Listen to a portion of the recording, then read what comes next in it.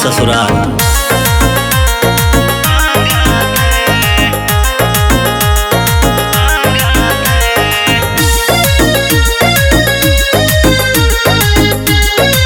चलो सारी दुनिया से नीक ससुरार जहाँ पे मन लागत है। सारी दुनिया से नीक ससुरार जहाँ पे मन लागत है। आवे जब सढ़वाइन के याद कदम वहीं भागत है। आवे जब सढ़वाइन के याद कदम वहीं भागत है। I am going ससुरारी। Are you coming?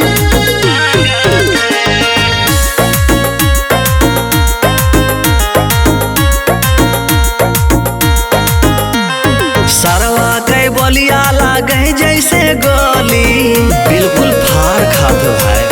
हाँ सरवा के बोलिया लागे जैसे गोली, सरहज हमार बाटे बिल्कुल भोली। दिए दाल भात चटनी अचार जवन मन मांगत है।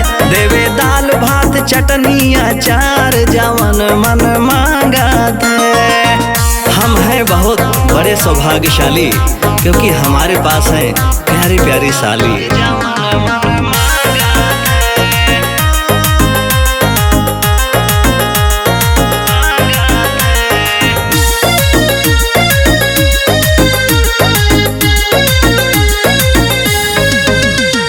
वाह भगवान गजब किस्मत हमारी, माला माल कह रही हो।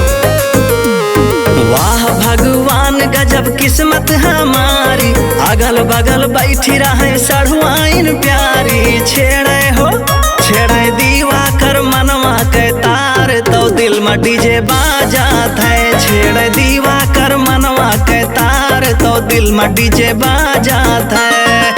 सढ़वाइन ट्रेंडिंग में है हो।